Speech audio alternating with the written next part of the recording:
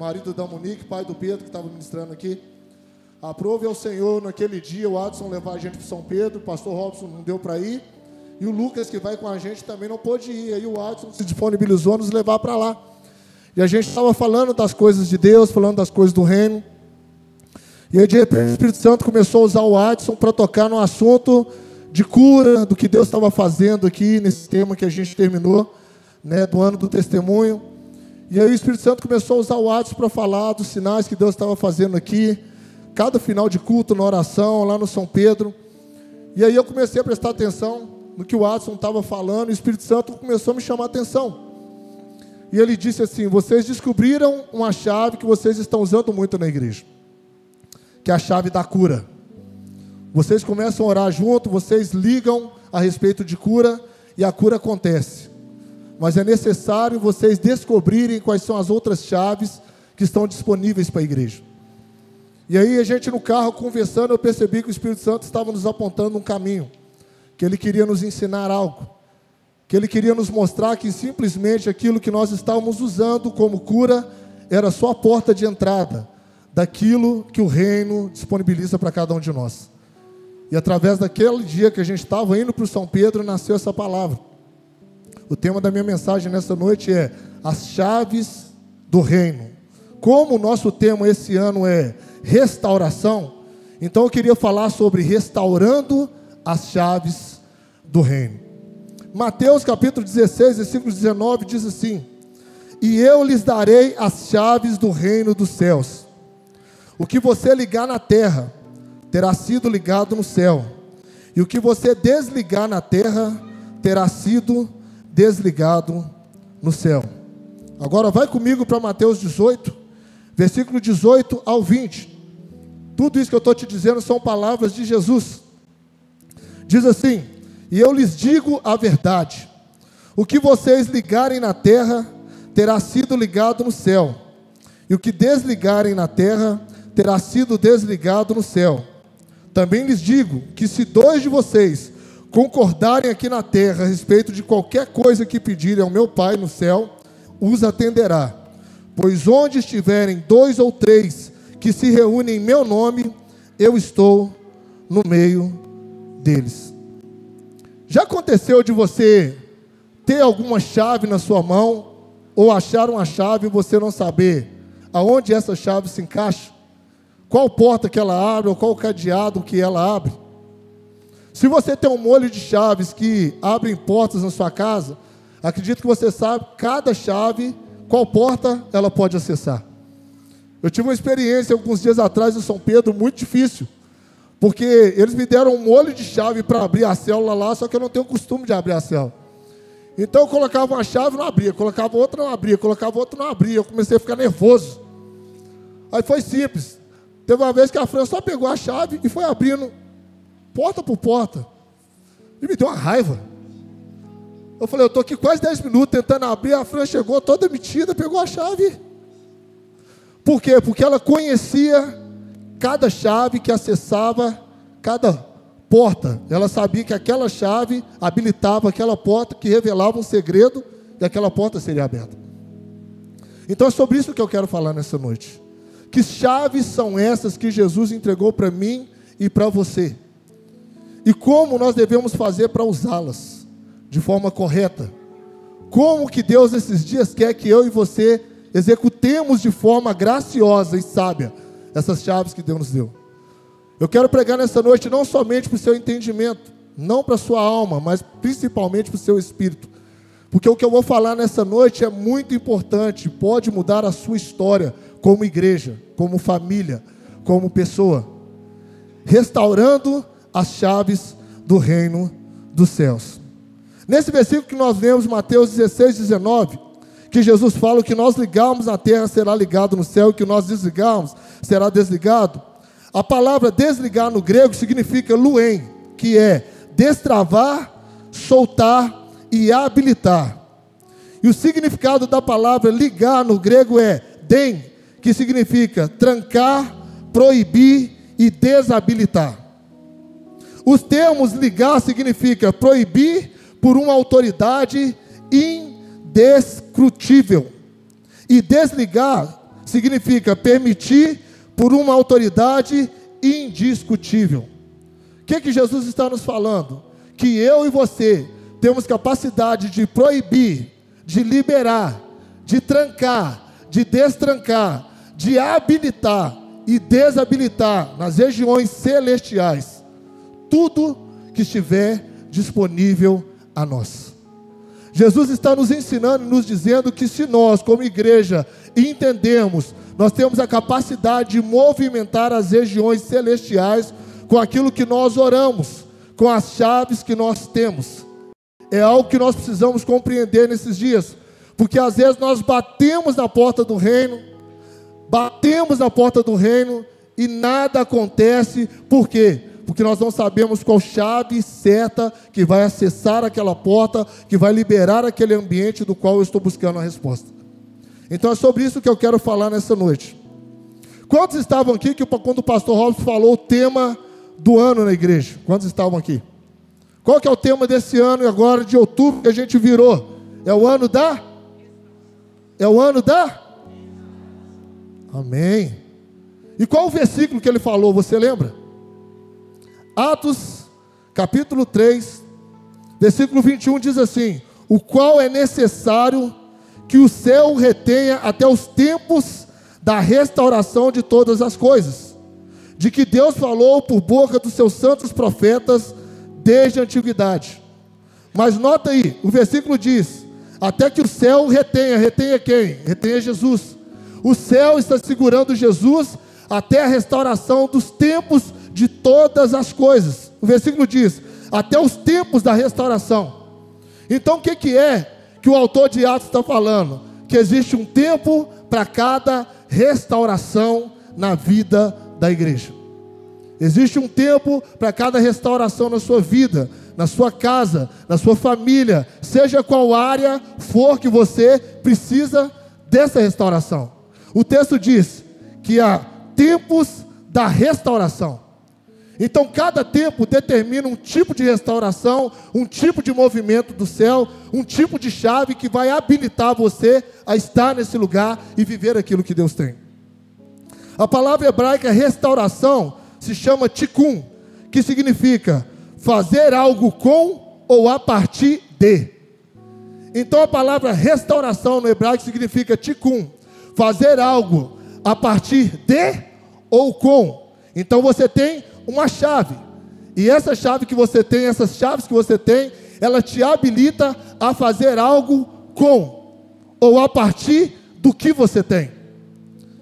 E a palavra eternidade ou mundo vindouro se chama Olam. Então, juntando as duas palavras, tikkun e Olam, significa fazer algo com ou a partir de quê? Que vai movimentar a eternidade e o mundo vindouro. Aí talvez você falou, pastor, beleza, o senhor falou aqui de grego, falou de hebraico, mas eu quero uma coisa mais simples. Eu quero uma coisa que eu preciso viver. Porque, bacana, eu entendi o que é grego, o que é hebraico nessa noite, mas o que isso tem a ver com a minha vida diária? E eu te explico. O que Jesus ensinou para nós, quando ele disse esses dois textos, ele falou que quem movimenta o céu, não é o céu. Ele falou que quem movimenta o céu, é a terra. Porque ele disse, eu dou a vocês as chaves do reino, mas o que vocês ligarem aí, eu ligo aqui. E o que vocês desligarem aí, eu desligo aqui. Por que Jesus não disse então, olha, eu dou a vocês as chaves e é o seguinte, o que eu ligar aqui, está ligado aí, então fica observando. E o que eu desligar aqui, está desligado aí. Não, ele não disse isso. Ele disse, olha, eu estou confiando a vocês um nível de habilidade, um nível de autoridade, que aquilo que vocês, com o meu espírito, ligar e desligar aqui na terra, eu entendo que eu preciso desligar e ligar aqui. Jesus estava falando que o seu corpo, a igreja, é a parceria ideal para movimentar as coisas nos céus e na terra. Só que a maioria de nós, como igreja, não entendemos isso. E nós passamos anos e anos pedindo a Deus coisas que às vezes não acontecem, sofrendo grandes perdas, grandes ataques em áreas da nossa vida por não termos entendimento do lugar que nós estamos orando, das chaves que nós temos, a autoridade que Ele nos deu, e o que nós podemos declarar, quem sobe, quem desce, o que acontece e o que não acontece. Então, se você entendeu o que nós vamos te ensinar nessa noite, a partir de agora, sua vida de oração, sua vida de fé, sua vida de devoção, sua vida de intimidade com Deus vai ser diferente. Então eu queria que você prestasse muita atenção em mim, porque eu vou usar muita Bíblia nessa noite. Então eu vou falar de alguns versículos. Se você trouxe caneta e papel e quiser anotar, fica na liberdade. Restaurando as chaves do reino. Primeiro, oração e fé. Isso você conhece e eu também. Quem aqui tem uma vida de oração? Levanta a mão. Quem tem fé? Então você já tem aqui a primeira chave que Jesus te confiou. Pastor, eu tenho essa chave, mas como que eu uso ela? Essas chaves que Deus te deu, você tem capacidade de usar ela nas regiões celestiais, no céu, e abrir e fechar, habilitar e desabilitar coisas sobrenaturais. Eu quero falar primeiro sobre oração. Nós lemos aqui sobre Mateus 16, 19, não vou repetir o versículo. Isaías 45, 3 diz assim: e eu lhes darei tesouros escondidos, riquezas guardadas em lugares secretos, a fim de que você saiba que eu sou o Senhor, o Deus de Israel, que o chama pelo nome. Olha isso. Quando eu e você entendemos que nós temos uma vida de oração, Deus está te falando: se você entender a sua vida comigo de oração, eu vou te dar tesouros escondidos, riquezas guardadas em lugares secretos. Jesus está falando de um nível de revelação da vontade dEle, da atuação espiritual, de coisas que eu e você podemos orar e vão acontecer na nossa vida que nós não experimentamos. E isso é através da oração. Quando eu começo a orar, Ele diz: eu darei a vocês tesouros escondidos e riquezas guardadas em lugares secretos.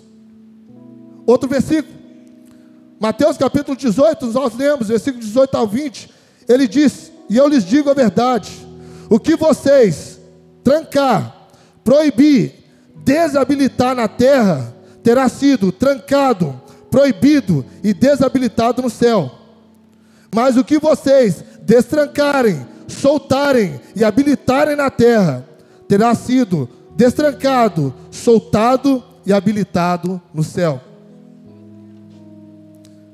E se dois de vós concordarem aqui na terra a respeito de qualquer coisa que pedirem, o meu Pai que está nos céus os atenderá. Pois onde estiverem 2 ou 3 reunidos no meu nome, eu estou presente. Agora, dentro desse versículo aqui, tem 3 coisas poderosas. A primeira coisa, Jesus está falando na parte do versículo 18, que essa igreja, ela tem um nível de autoridade e habilidade. Ele está falando de um tipo de igreja que sabe o poder e a autoridade que tem nas regiões celestiais. E isso, quando eu digo igreja tanto aqui, ajuntamento dos santos, como igreja onde quer que você esteja. O que o Senhor está te falando é que você tem autoridade e autonomia para trancar e destrancar, para habilitar e desabilitar, para permitir e não permitir. Então ele está falando de uma igreja que tem um nível de autoridade, que tem um nível de maturidade, que tem um nível de habilidade, que tem condições de fazer coisas que não são naturais. Então a primeira coisa, a igreja desfruta de uma autoridade, de entendimento. Mas ele diz também que essa igreja tem um nível de concordância.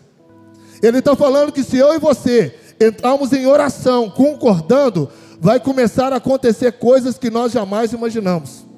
Eu não sei se você percebeu, eu sempre, quando eu começo o período de louvor aqui, eu peço a você para pegar na mão do seu irmão e orar com ele. Talvez alguns devem olhar e falar assim: todo culto o pastor pede para fazer isso, que chato.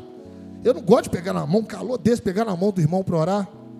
Só que eu entendi lendo esse versículo, e principalmente lá no São Pedro, eu, Paulinho, pastor Robson, a gente está lá muito, o Azaf, o Mateus, e quando a gente se junta para orar, irmão, e concorda com a mesma coisa, tem acontecido cura, salvação, restauração, transformação de vida e de família. O que eu estou te falando, a gente está vivendo lá. Só que isso me incomoda, porque o que acontece no São Pedro tem que acontecer aqui, porque somos a mesma igreja.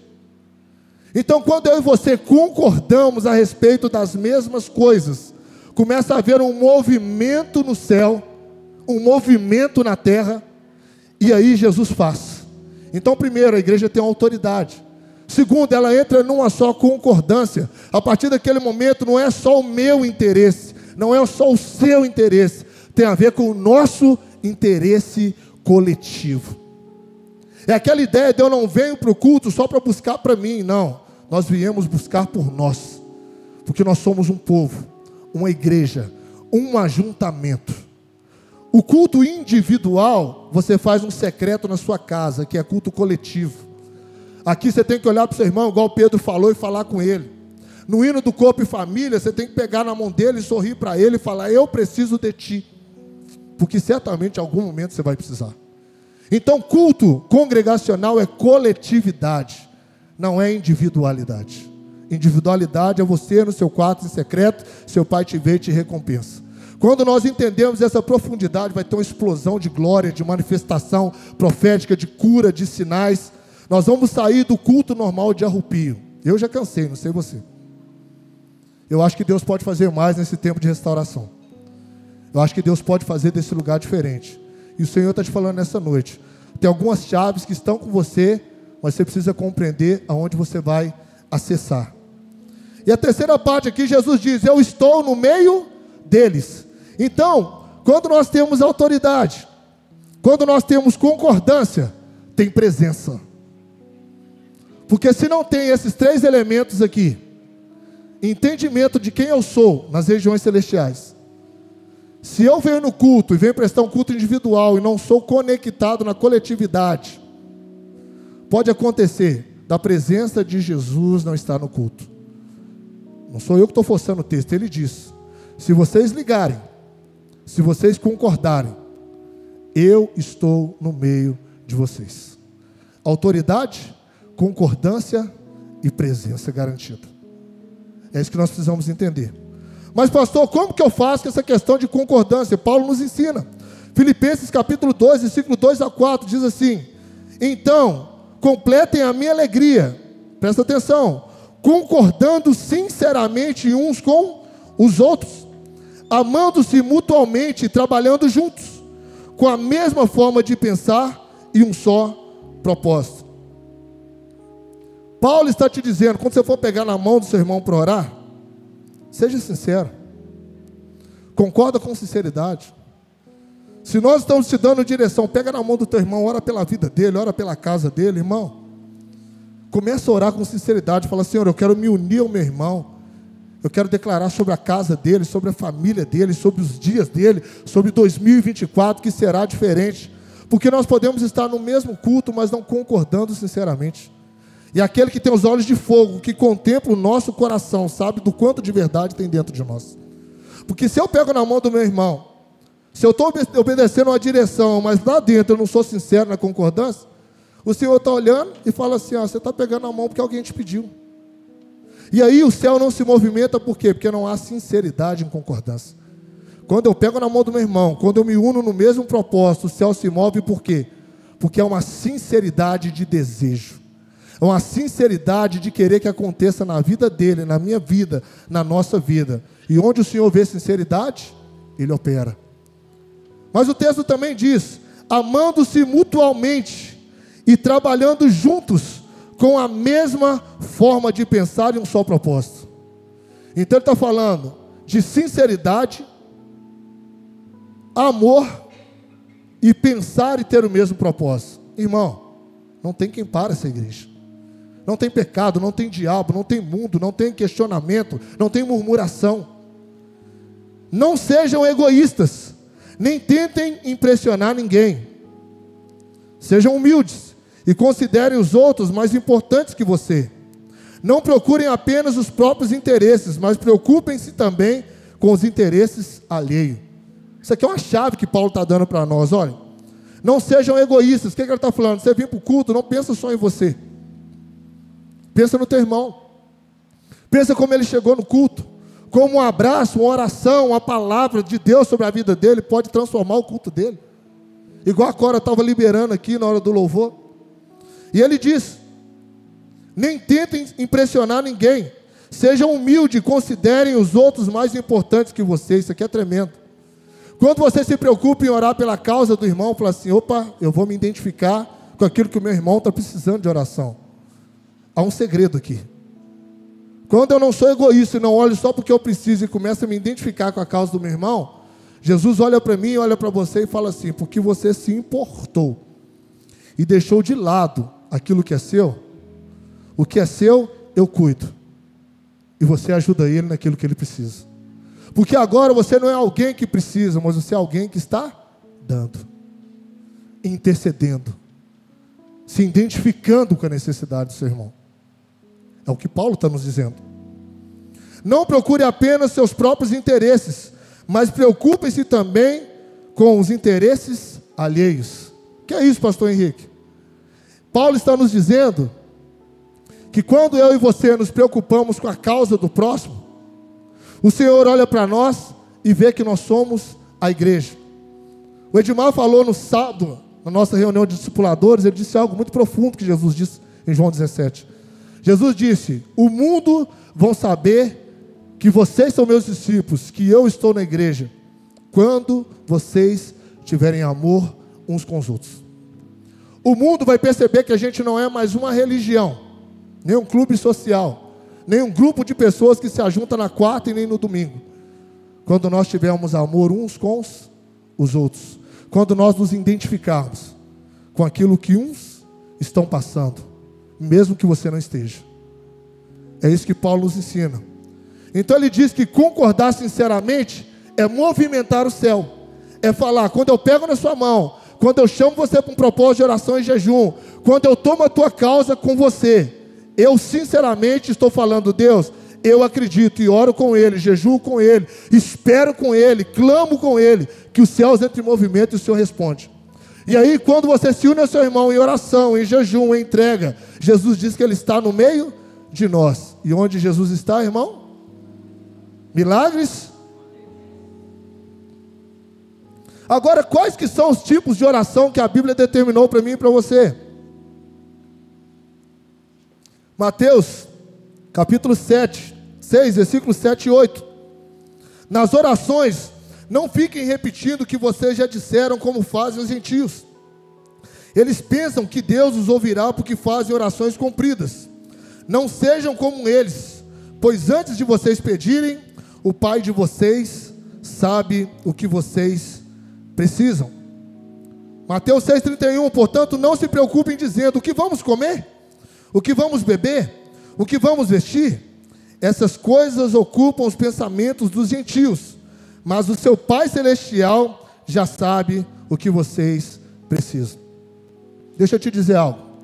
Uma das estratégias do diabo nos últimos tempos é que eu e você só oremos por coisas que são as nossas necessidades.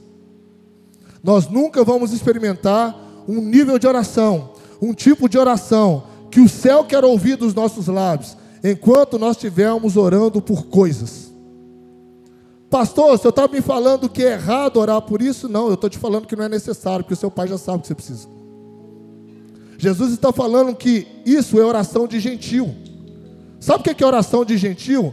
É oração de quem não conhece a Deus, não sabe como Deus trabalha, como Deus se move, como Ele faz as coisas. Jesus, Ele está direcionando os seus discípulos falando: quando vocês orar, não ora como os gentios, porque os gentios ficam orando, pedindo: o que nós vamos comer? O que nós vamos vestir? Onde a gente vai morar? Ele está falando: ora diferente. Porque desde a hora que você deita, a hora que você levanta, o seu Pai sabe o que você precisa. Ele está falando: muda o seu foco na oração.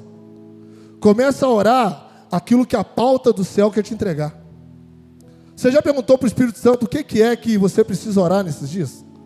Então nós gastamos muito tempo orando por coisas que Deus já prometeu que vai nos dar todos os dias. E nós não oramos por coisas que os céus querem que nós oremos. E aí o diabo continua nos dando ansiedade, continua colocando depressão, continua matando muito crente, porque crente fica ansioso para ter coisas, para buscar coisas que Deus já te falou, que Ele te dá enquanto você dorme. E aí nós não experimentamos os tipos de oração que realmente são chaves de Deus, que movimenta as regiões celestiais. Então, uma dica para você aqui: para de orar por coisas que Deus já falou que vai te dar. Descansa nele. Ele te vestiu até aqui? Você comeu hoje? Então ele tem cuidado de você. Desde uma criança que entrou aqui até um idoso, Deus tem sustentado, tem vestido, tem guardado. Então ele vai continuar fazendo isso, ou até Jesus voltar, ou até a gente partir dessa terra. É garantia de fidelidade dele sobre a nossa vida. Continuando, 1 João capítulo 5, versículo 14, diz assim: quando estamos na presença de Deus, temos coragem por causa do seguinte: se pedirmos alguma coisa de acordo com a sua vontade, temos certeza que Ele nos ouve. Outra coisa, por que às vezes eu e você oramos e Deus não realiza? E a gente fica com raiva. Ó Deus, tem um mês que eu estou orando por isso, tem um ano que eu estou orando por isso, o Senhor não me responde. E às vezes nós caímos no engano que, não é o tempo de Deus, por isso não aconteceu. Você tem que perguntar para o Espírito Santo se aquilo que você está orando é a vontade de Deus. Porque Deus só vai realizar aquilo que é a vontade dEle, não aquilo que é a minha, a sua vontade. Aí talvez você vai me dizer assim: pastor Henrique, então aquele versículo que diz, agrada ao Senhor, Ele satisfará os desejos do seu coração, é mentiroso? Não. Só que antes dele satisfazer o desejo do seu coração, tem um pequeno detalhe: agrada ao Senhor. E agradar ao Senhor tem a ver com descobrir o seu coração, a sua vontade, o seu desejo. Esse versículo está falando de um tipo de crente, de um tipo de filho que olha para Deus e fala assim: Deus, a minha maior alegria, o meu maior desejo, o meu prazer é te agradar. Aí Deus olha para mim e para você e fala assim: como o seu coração não está preso mais nessas coisas, não vai te roubar, não vai te tirar de mim, então agora eu realizo o desejo do seu coração, porque Ele não é mais um Deus para você. Lembra o que Deus fez com Abraão? O mesmo Deus que prometeu um filho, pediu um filho. Você acha que Deus queria mesmo matar Isaac, irmão? Se Deus sabia que através de Isaac toda a descendência de Abraão cresceria. Mas Deus percebeu que o coração de Abraão não era o mesmo. E quando Deus pede para Abraão, Abraão entrega. O texto diz que um anjo brada e fala assim: Abraão, não faças mal ao menino. Agora eu sei que você me ama. Aí eu te pergunto, então Deus não sabia? Deus então estava com dúvida? Não. O que Deus queria mostrar para Abraão, que Abraão precisava continuar amando a Deus ainda mais, mesmo antes dele ter Isaac e depois que ele teve Isaac. É isso que Deus faz com a gente. Quando eu estou buscando agradar a Deus, o meu coração, a minha mente, os meus dias é dele, o desejo do seu coração se torna secundário. Aquilo não te rouba mais. Então Deus fala: agora eu posso te dar, porque eu não vou te perder para o que eu te dei. Eu não vou perder para aquilo que eu te entreguei. Quantas pessoas que você conhece que Deus deu e ela perdeu Deus? Ela ganhou o que Deus deu e ela perdeu Deus. Então agradar ao Senhor tem a ver com, primeiro, é quem eu amo, de quem eu espero, de quem eu quero atrair, agradar. E se eu fizer isso, o que o meu coração deseja, Ele vai sondar e vai falar: agora eu te entrego, porque o seu coração não está mais isso. Porque a Bíblia diz: onde estiver o vosso tesouro, estará o vosso. Se Ele é o teu tesouro, se Ele é a pérola de grande valor, nada te rouba dele. Nem sucesso, nem riqueza, nem bênçãos, nada te rouba daquele que é o seu maior presente e tesouro, Cristo Jesus. Então tudo que nós pedimos, se for da vontade dele, fica tranquilo, vai acontecer. Mas se não for da vontade dele, uma dica para você: pergunta ao Espírito Santo para você não ficar nessa sofrência aí, orando por uma coisa que Deus não vai fazer. Senão você vai ficar 6 meses, 1 ano orando por uma coisa que Deus falou: não vou te dar, não vai acontecer. E você está perdendo tempo, e eu também, de orarmos por coisas que vão acontecer.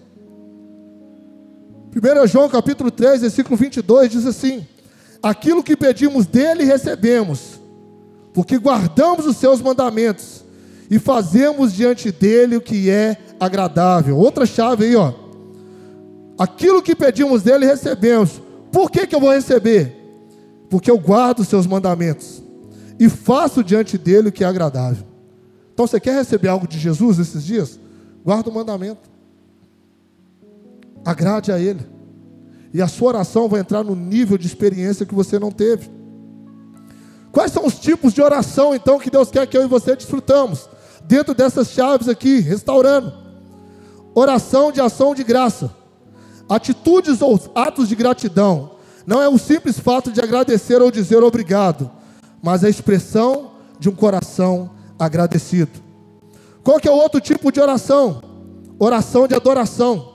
É o tipo de oração que está envolvido 4 atitudes: quebrantamento, humildade, amor e dádiva. Outro tipo de oração, petição ou súplica, que a maioria dos crentes faz isso aqui, ó. É o tipo de oração mais usada e mais comum. A maioria de nós praticamos mais essa oração do que as outras. Então nós nos identificamos mais com petição e súplica do que com oração de adoração, com oração de ações de graças. Outro tipo de oração, oração de dedicação, é o tipo de oração que expressa renúncia quando estamos em conflito com relação à vontade de Deus. Voluntariamente nos consagramos e começamos a orar: se for a tua vontade. Nós começamos orando assim. Depois, mais adiante estamos orando: seja feita a tua vontade. E mais adiante, seja feita a tua vontade e não a minha.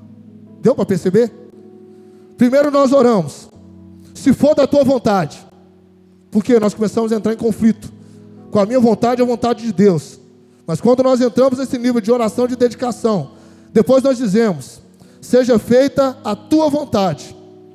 Quando nós continuamos esse nível de oração, seja feita a tua vontade e não a minha. Nós entramos no nível de oração que era o nível de oração de Jesus.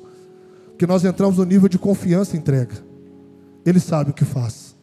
Então eu vou me dedicar orando em outras áreas, em outras vias, porque nessa eu sei que meu Deus está me vendo. Oração de intercessão, que poucos fazem, é tomar o lugar de alguém numa necessidade ou problema, pleiteando a sua causa como se fosse própria. Esta é uma arma muito eficaz na batalha espiritual. Quando alguém está desanimado ou até pensando em desistir de seguir a Jesus, Deus levanta intercessores. A intercessão muda circunstâncias e ela faz parte do viver diário da igreja. Então, quando a gente fala de chave, está falando desses níveis de oração. Não só uma oração de petição ou de súplica, tem oração de adoração, ações de graças e intercessão. É isso que o Espírito Santo quer nos elevar nesses dias e quer restaurar. É eu entrar na presença de Deus e não somente falar assim: Deus, o Senhor não está vendo que eu estou precisando disso? Deus, eu preciso de uma resposta para isso. É deixarmos de ser crentes pedintes, só fico pedindo Deus na fila da bênção. E sermos crentes responsáveis, que entramos num lugar que precisamos orar, interceder, adorar, buscar a face de Deus e compreender que os filhos dele, ele cuida. E não sermos mais enganados pelo diabo para ficar pedindo coisas, distraídos, e entendermos aonde nós precisamos estar. Ainda dentro da primeira chave, fé. Fé é uma maneira de entender. Hebreus capítulo 11, versículo 3. Pela fé, entendemos que o universo foi formado pela palavra de Deus, de maneira que o visível veio a existir das coisas que não são visíveis. Se eu e você tínhamos uma ideia que fé era só um dom para receber coisas, nós estamos equivocados. Porque o autor de Hebreus diz que fé é uma maneira de entender. Tem gente dentro da igreja que passa a vida inteira tentando entender a fé. E tem gente dentro da igreja que tem uma fé que entende todas as coisas. Olha que diferença.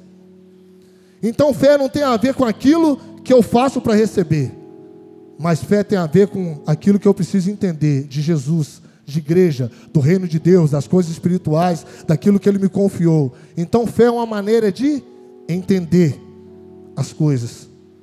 Paulo diz em 2 Coríntios 5,7 que fé é uma maneira de andar, porque andamos por fé e não pelo que vemos. Então fé é uma maneira de quê? De entender, mas também é uma maneira de andar. Como que você anda nesses dias de trevas? Como você se comporta nos dias maus? Como você anda, como você se move quando as situações são contrárias àquilo que está escrito a respeito de você. Então fé é uma maneira de andar. Hebreus 11, 27. Pela fé saiu do Egito sem medo da ira do rei, e prosseguiu sem vacilar, como quem vê aquele que é invisível. Fé é uma maneira de ver as realidades invisíveis e respondê-las. É o que aconteceu com Moisés. Quando Moisés saiu do Egito, o faraó ameaçou ele e foi atrás dele. E ele estava andando, mas a Bíblia diz que no meio daquela coluna de fogo, tinha alguém que apareceu para ele há anos atrás numa sarça. Era um homem que andava vendo o invisível. Pergunta para o teu irmão aí, o que você está vendo nesses dias? Então fé é uma maneira de ver as realidades invisíveis e respondê-las. Eu estou vendo as realidades invisíveis, mas você está dando uma resposta? O Espírito Santo está te falando, olha, seus olhos carnais não vê, a situação nesse momento diz que não está acontecendo, mas a palavra diz que se você crê, nas regiões celestiais já há um movimento, está acontecendo. Então dá uma resposta para aquilo que está acontecendo. Mas pastor, eu não estou vendo nada, eu não estou sentindo nada. Deus não te pediu para você ver nem sentir, Deus te pediu para crer. Porque nós não nos movemos por sentimento. O Evangelho não é sentimento, o Evangelho é fé. Por isso Deus te deu um Espírito que comunica com o seu Espírito. Deus não te deu o Espírito Santo só para dirigir a sua alma em sensações e momentos. A alma precisa sentir, o Espírito sabe. Então vai ter muita coisa que vai acontecer na sua vida que você não vai sentir. E nem por isso Deus não está. Ele vai estar lá mesmo que você não sinta. Por quê? Porque está escrito que Ele testifica com o nosso Espírito que somos filhos. Ele não testifica com a sua alma, porque a sua alma manipula. Quando as coisas não acontecem, sua alma chega e chora: Jesus, você não está vendo o que está acontecendo comigo? Ela é meio Marta. Jesus chegando em Betânia, Marta lava a cara de Jesus: e se eu tivesse aqui, meu irmão, não tinha morrido. Alma. A alma quer manipular, porque a alma é pensamento, sentimento e vontade. E Jesus ficou lá na porta de Betânia, ele tentando comunicar coisa espiritual com ela. Marta, eu sou a ressurreição e a vida. Lázaro vai viver, eu sei, na ressurreição do último dia. Jesus está olhando para ela. A Bíblia diz que Jesus nem moveu o pé. Por quê? Ele não fala com alma. Ela viu que ela moveu Jesus da entrada de Betânia, ela corre lá para Maria. O mestre te chama. Jesus nem mandou chamar Maria, depois você lê na sua casa. Maria chega, prostra, adora e fala assim: se o Senhor estivesse aqui, meu irmão não teria morrido. Jesus não foi discutir com ela coisa espiritual, porque há dias atrás ela estava nos pés de Jesus, o céu aberto dentro de Betânia, e Jesus revelando o céu para Maria, enquanto Marta estava. Às vezes nossa alma fica assim na igreja, fica assim no dia a dia, quando Jesus está falando assim: aquieta-te, alma. Lembra quando Davi estava agitado? O espírito de Davi falou assim: por que te abates, ó minha alma? Por que te perturbas dentro de mim? Confia em Deus e espera nele, porque eu ainda o louvarei. Então quando a sua alma estiver agitada, estiver inquieta, fala: quieta, eu preciso ouvir Jesus. E o texto diz que Jesus então vai com Maria até onde Lázaro estava. E o texto diz o quê? Jesus só libera uma palavra lá, e Lázaro volta para casa, Lázaro volta para a mesa, Maria continua derramando perfume em Jesus, e Marta continua trabalhando. Cuidado com as Martas que existem dentro. Nossa alma grita que quer manipular Jesus, e Jesus não é manipulável. Por isso o Espírito testifica com o seu Espírito. Ele não tem nada com a sua alma. Ele discipula o seu Espírito, porque ele sabe que a sua alma manipula. Fé é um firme fundamento, Hebreus 11, 1. Ora, a fé é o firme fundamento das coisas que se esperam, é a prova das coisas que não se vê. O que o autor está dizendo? O que é fundamento? Está vendo isso aqui? Essas colunas é o que sustenta esses estacionamentos aqui. Se você for lá em cima no prédio administrativo, foi feito um fundamento que sustenta toda aquela estrutura que está lá em cima. O que o autor está falando? Que a fé, a nossa fé, ela é a base que vai sustentar aquilo que você está esperando, aquilo que está vindo ao seu encontro, aquilo que Deus preparou para mim e para você. Mateus 21, 21. Se tiverdes fé e não duvidardes, até quando você disser ao monte, erga-te, precipita-te no mar, assim será feito. Fé. E por último, fé é a capacidade de produzir. Tiago capítulo 1, versículo 3. Pois vocês sabem que a prova da vossa fé produz perseverança. Então fé é uma capacidade de produzir, fé é uma arma de defesa, fé é uma maneira de andar, fé é uma maneira de agradar, fé é uma maneira de responder às coisas invisíveis. Isso tudo são chaves que Deus confiou para mim e para você. A forma com que oramos, a forma como que nós cremos, vai definir se eu estou aqui, orando de baixo para cima, ou se eu estou aqui nas regiões celestiais, como diz Paulo, assentado com Cristo. Existe uma diferença que quando você ora de cima para baixo, você está orando buscando um resultado, esperando que algo aconteça para que você tenha uma resposta. Quando você ora do lugar que Jesus estabeleceu, você ora de cima para baixo, você determina o que vai acontecer ou não. É o que nós lemos. Você ora a partir de que lugar? Você ora a partir de baixo? Ou você ora a partir do lugar de cima que você está? Você ora esperando que algo caia? Ou você ora a partir de um lugar que ele já te disse: o que você fala vai acontecer, o que você desliga está desligado, o que você liga está ligado. Que tipo de igreja nós somos? Que tipo de chaves temos? É isso que o Espírito Santo está nos ensinando nessa noite. Se você orava de baixo para cima, o Senhor está te falando, está na hora de você subir para o seu lugar. Que a Bíblia diz em Efésios que Ele nos fez assentar nas regiões celestiais em Cristo Jesus. Então não assusta nem escandalize que eu vou te falar, o texto está ali, eu vou mostrar. Jesus está sentado à destra da majestade. E a Bíblia diz que a igreja está sentada com Ele. Então vem cá, no mundo espiritual a igreja está aqui embaixo? Ou a igreja está com Ele do lado? A igreja está com Ele. Então eu não oro para algo subir. Eu determino se algo desce ou fica lá. Eu determino se algo acontece ou não acontece. É isso que o Espírito Santo está nos mudando nesses dias. Eu estou assentado com Cristo Jesus. Agora eu quero ser rápido, já estou terminando. Restaurando as chaves do reino. Revelação e autoridade. Olha o que Paulo diz em Efésios 1, 17, 18 ao 20. Para que o Deus de nosso Senhor Jesus Cristo, Pai da glória, vos dê espírito de revelação e de sabedoria no pleno conhecimento dele. 1 Coríntios 4, 1. Pois assim importa que todos nos considerem como ministros de Cristo e dispenseiro dos mistérios de Deus. Deuteronômio 29, 29. O Senhor nosso Deus tem segredos que ninguém conhece. Não seremos responsabilizados por eles, mas nós e nossos filhos somos responsáveis para que sempre por tudo que Ele nos revelou, para que obedeçamos todos os termos dessa lei. Mateus 13, 11. A vocês é permitido entender os segredos do reino dos céus, mas a outros não. Salmo 25, 14. O Senhor confia o seu segredo aos que os temem, os quais Ele dará a conhecer a sua aliança. Então Deus está falando que existe um tipo de igreja que precisa ter uma revelação de quem Ele é e de quem ela é.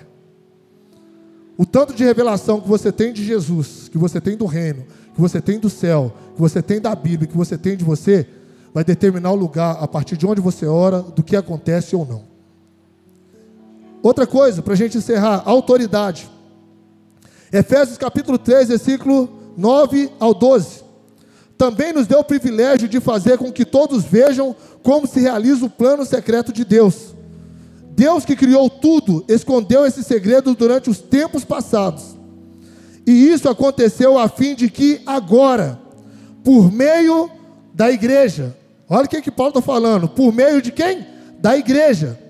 As autoridades e os poderes angelicais do mundo celestial conheçam a sabedoria de Deus em todas as suas diferentes formas, que Deus, de acordo com o seu propósito eterno, realizou por meio de Jesus Cristo, nosso Senhor, por estarmos unidos com Cristo, por meio da nossa fé nele, nós temos a coragem de nos apresentarmos perante a presença de Deus.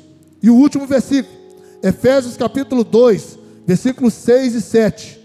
Pois ele nos ressuscitou com Cristo. Quantos ressuscitou com Cristo aqui? Olha aí. E nos fez sentar com ele nos domínios ou regiões celestiais. Porque agora estamos em Cristo. Portanto, nas eras futuras, Deus poderá apontar-nos como exemplo da riqueza insuperável, da sua graça, revelada na bondade que ele demonstrou em Cristo Jesus. Efésios 2, volta aí por favor. Ele nos fez assentar com ele. Nos domínios? Você está onde? Eu estou aonde? Você ora a partir de que lugar? Você liga e desliga o quê? Então o que Jesus está falando? Deixa eu te ensinar algo. Entre esse primeiro céu e a terra, é onde os demônios estão, principados e potestades. É onde a atuação maligna está. Porque quando Jesus tomou a chave da morte do inferno, ele tirou o diabo daquele lugar. Então ele é potestade do ar. Paulo diz, ele está entre esse primeiro céu e a terra. Só que nós não oramos mais de um lugar que você ora no tempo de Daniel, que Daniel orava, e aí o diabo segurava a resposta de Deus.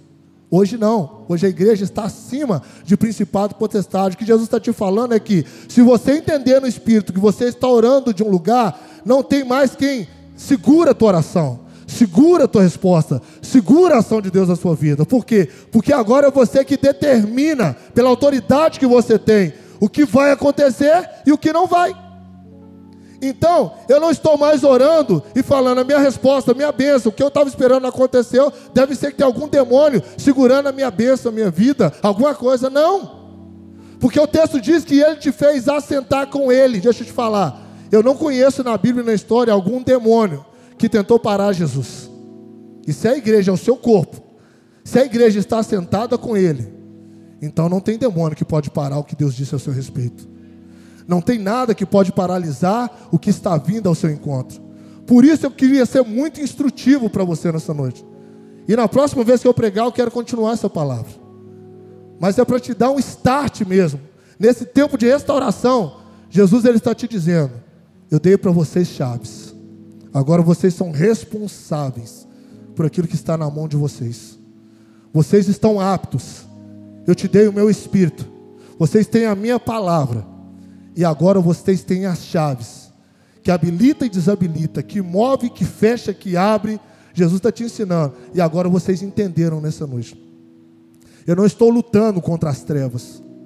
A Bíblia diz que no tempo oportuno, Deus de paz esmagará Satanás debaixo dos nossos.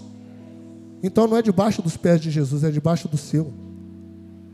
Entende isso? A partir de agora, quando você for orar para a sua família, for orar por uma resposta, for buscar a Deus por algo, nunca ore daqui para lá, esperando acontecer, cair algo do céu. Mas ore na horizontal, porque você está sentado com Ele. E do lugar que você está sentado, por ser a noiva, a igreja, o seu corpo, Ele está te dizendo, o que você falar, eu faço. Porque eu te amo, porque eu te revesti de autoridade, intrepidez e ousadia. E nessa noite o Espírito Santo abre o seu entendimento. Ele restaura a sua forma de compreender o Evangelho, de compreender o reino de Deus, de compreender fé, de compreender oração, a partir de um lugar de autoridade, de revelação de quem é Jesus, de quem é você, de quem é o reino de Deus. Fica de pé. Quero orar. Quantos entenderam? Você entendeu? Você vai orar diferente a partir de agora? Você vai crer diferente a partir de agora? Te prepara, o Espírito Santo vai te dar algumas experiências desses lugares.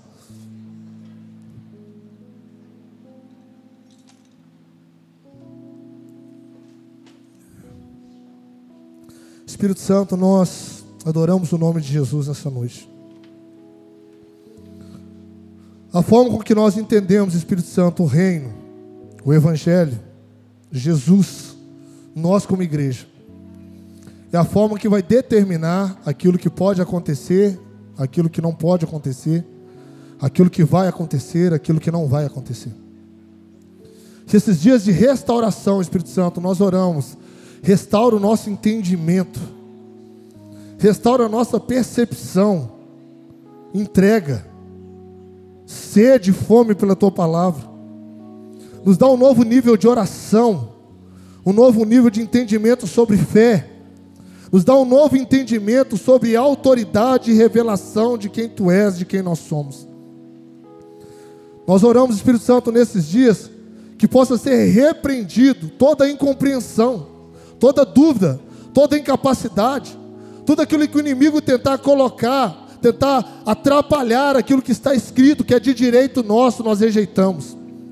Nós entendemos, Espírito Santo, que a partir desse lugar que o Senhor nos colocou em Cristo Jesus, nós queremos orar, nós queremos ver, nós queremos andar, nós queremos liberar, decretar, autorizar, habilitar, fechar, abrir, a partir desse lugar, sobre as nossas casas, sobre as nossas famílias, sobre as nossas palavras, sobre o ano de 2024. Senhor, nós não somos aqueles cristãos que vamos esperar acontecer alguma coisa, não, porque desse lugar que estamos assentados, nós podemos ver o que vai acontecer, nós podemos ouvir o que Jesus está falando, nós podemos declarar sobre o nosso ano, sobre a nossa casa, sobre o nosso futuro, que o ano de 2024, Senhor, nós não vamos esperar chegar para entender o que vai acontecer.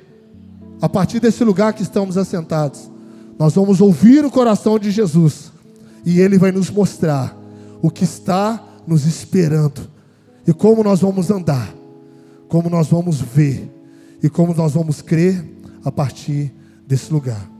É o que oramos em nome de Jesus. Amém e amém.